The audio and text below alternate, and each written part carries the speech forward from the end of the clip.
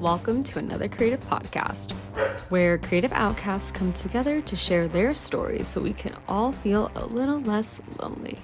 I'm your host, Janelle Marquez. Hello, welcome back to another episode. I am so excited you guys are here. If you didn't know, May is known as Mental Health Awareness Month, and in this episode, we are going to add to the conversation and talk about all things regarding mental health and just have an honest conversation about it as someone who not only is a creative, but just as a person. So you don't have to be a creative to listen to this episode for any of it to resonate with you. So let's get into it. So why are we having this conversation aside from it fitting with this month? As someone who advocates for mental health, I really do think that this is just a conversation that matters and one that just needs to be had. Thankfully, we live in a day and age where talking about anything regarding mental health is normalized more now than ever before. I just still don't think that we're having the conversations we need to be having. So that brings us here. Whether you're a creative or just a normal person, I did want to share some benefits that creating has on the brain. I will link the resources I used to compile this list for this podcast episode, and you can find it in the descriptions. First off, creating simply just boosts your mood. I feel like it's kind of a given, but if you can't tell, a lot of creatives are pretty happy. It also improves your cognitive ability. There has been so much research that has shown and support the benefits of how creating anything, whether it's painting, whether it's working with clay, or simply drawing, how all of that can over time improve how your brain works. And I think that's such a powerful thing because as a creative, I have probably said it on this podcast before, but time and time again, I like to reiterate that my brain is one of my favorite things about me. I love my brain and how it works. And I think part of it is because it's constantly working due to creating. When I was researching and creating the outline for this podcast episode, I found this fact that I thought was interesting and wanted to share with you guys. But research has shown that creating has helped people improve their identity development. And I have found this to be something that resonates with me because I believe that this is true, that as a creative and over a course of time, I have become more confident in who I am as a person. And I truly believe that is just due to the fact that creating allows you to think differently and it helps you build your confidence over time. This last fact, and I feel like this is a little bit more common knowledge, but obviously when you create, it helps you relieve stress. And I personally can attest to the fact that creating has helped me relieve stress that I have dealt with in my normal life. And as you get older and you start to deal with the challenges that life throws at you, this is a really awesome thing to know because creating could be anything. And it's kind of nice to know that you could do something that doesn't require a lot of effort to help improve your mood. But with that last fact being shared, I do want to address the fact that burning out still happens to so many creatives. And it's a very real thing. I think when we talk about burning out, we kind of talk about it in a more general thing of like, oh, I reached my max capacity and I could no longer give to my job anymore. So from burning out, I kind of just lost the fire and literally what it implies, burned out. And I think the conversation of burning out is usually had when someone has already recovered from it or they have reached their breaking point. And a lot of content creators have come forward and addressed dealing with burnout or experiencing burnout when they talk about taking breaks or returning from an absence that they didn't mean to take. And I think it's actually kind of sad that that's the point that we have to get to have the conversation regarding burning out. I think it's important that we start kind of talking about what leads to somebody burning out and how we can actually prevent that and support one another.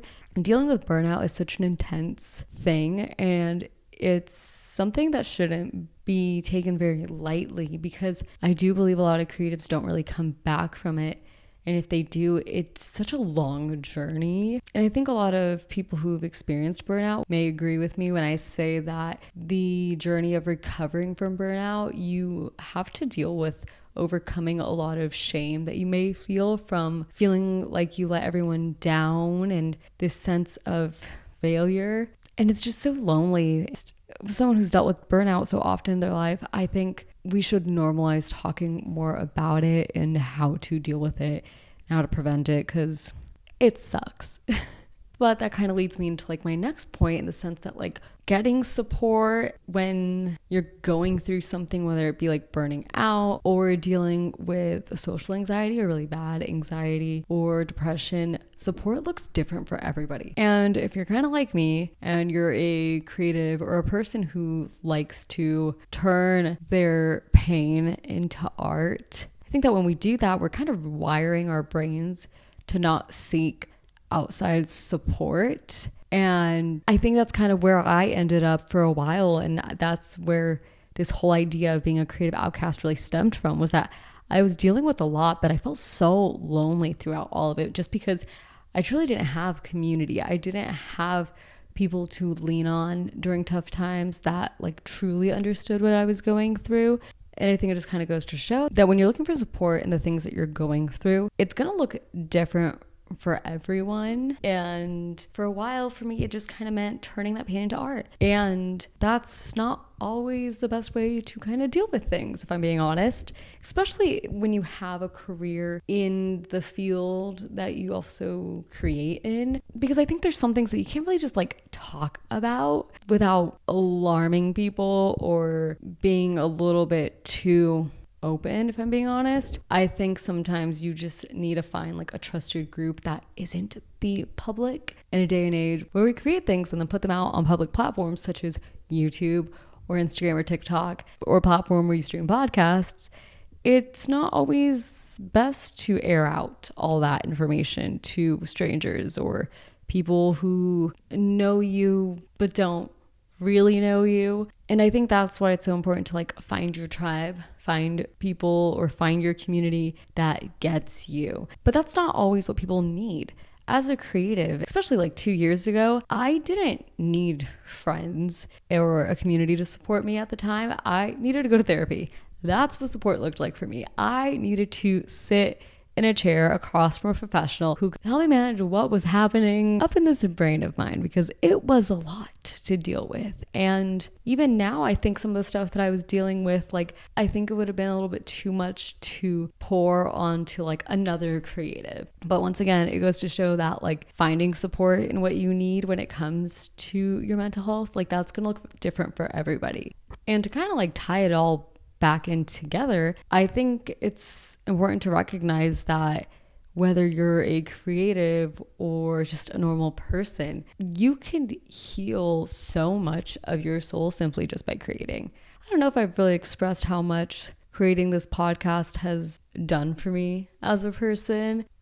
I have felt lost for a couple years now. And last year I went down a direction that I really thought was something I was so sure of. And I really felt like, yeah, this is so me. I've never felt more alive. Only a whole year later to realize I had been doing something for all the wrong reasons. And it started to dig at me. It started to make me feel empty inside. And I knew earlier this year, especially in December, I knew that I needed to do something for myself as not only a creative, but as a person. I needed to find something that was fulfilling and something that just made me excited to go about life. And I remember being scared to start this podcast, but ever since I have, this has been one of those things that I've just been really proud to do. And it's brought so much to me. And for me, this has actually been very healing because I get to do this with no restrictions. And this simply is just an outlet for me. And it's just one example of how creating art can be healing for us. And in today's society where, you know, creating content is everything, content is king, blah, blah, blah, blah. There's so much discourse around content being everything. Like it's our new mainstream media, which is just simply the truth. But it's also important to recognize that while this has become so much more than just creating to create. I think there are creatives out there who need to be told and who need to be reminded that you are allowed to create simply for yourself. You're allowed to make things just for the sake of making them. At the end of the day, you're kind of stuck with yourself and what you do. So if you're not enjoying what you're doing or the final outcome of what it is that you're creating, it's just not worth it. And I understand that there's so much work out there that you have to do as creatives to get paid, to make a living. That shouldn't be everything. You should still be able to do what it is that brings you joy. And I hope that if you're listening to this and you kind of feel like you haven't created for yourself in a while, I hope you take this advice and just do something for yourself every once in a while, because you deserve to also do the things that fuel your soul. So you also deserve to do something for yourself. And when you do so, just know that's not a selfish thing, because we've all heard the phrase that you can't pour from an empty cup. So yeah. Most of this episode has kind of surrounded the conversation regarding like individual beings and our mental health, but I also do want to touch on how who you surround yourself with and your community, how that impacts us and our mental health as not only creatives, but once again, people. I remember growing up, I never really paid too much attention to who I surrounded myself with until I got older. And once I got into like my mid-20s, I started to make some changes regarding my lifestyle and how I went about things. And the moment I started doing that, I lost a lot of the people who I actually surrounded myself by, and my circle started to change, and eventually I had pretty much no one around me that I used to surround myself with for years. And I have no regrets about that, because I was my most miserable when I had the most people around me. And I don't think a lot of people would admit that, but I have no problem admitting that, because I was not proud of the person who I was. And I would not surround myself with these people. Even now, I wouldn't surround myself with most of these people who I used to be around, because the community I have now found really makes it easy for me to be me and who I currently am and who I've grown into. And I think more people need to hear that. It really does matter who you surround yourself with, especially as a creative. If you surround yourself with people whose goals aren't aligned with yours, or like if you guys don't have the same energy or aren't supportive of each other in the same way, and you don't want each other to win, it's not gonna go well. The other thing is that you're going to have to meet a lot of people who you don't vibe with to find the ones that you do. And that's okay. That's just kind of part of life. But it's a journey worth doing, because I think once you find the people who you get excited to see, who you get excited to celebrate their wins, when you find those people, it makes going through life so much easier. And I'm telling you, as a creative, you should have friends who inspire you. You should have friends who not only inspire you, but you can have honest conversations with. You should have friends that when they reach a goal or an achievement, you're one of the first people standing up and clapping for them. If you don't have friends like that, I don't know what to tell you, except for you gotta fix some things, because I love scrolling on my Instagram and seeing so many people that I know or becoming friends with, or have started to grow close friendships with. When I see their stuff, I'm just like, yes, girl, get it. I want to engage with their content because I'm excited, or I'm a fan of what they create. And I think that I'm really lucky to be able to say that. And I think that you are only as strong as the people you surround yourself with. So with that being said, I just want to remind you that finding your community is not going to be something that is going to happen overnight. But when you do, hold on to them tight and grow and support the people that you want to be around.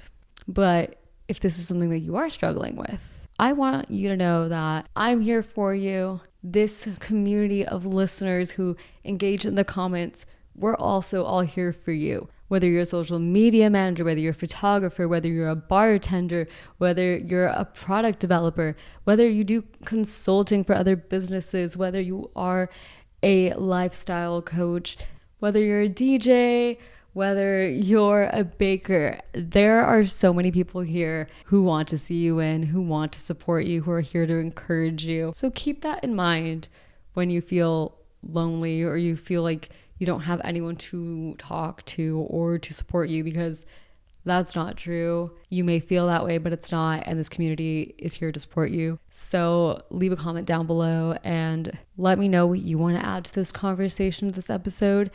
I feel like this episode was kind of all over the place, but it's just a conversation about mental health that I want to start and I want to continue on this platform. And also, I just want you guys to all know that your voice matters. As creatives, as a person in general, your voice matters. So please get involved in the conversations you want to show up in. I truly believe everyone has something to bring to the table, so don't hesitate to add to this conversation or give any advice or share your story. I'd love to hear them all. So please get involved in this conversation if you'd like, because you truly never know who you may inspire. So with that being said, that's all for this episode. Thank you guys for tuning in, and I will talk to you guys in the next one. Bye.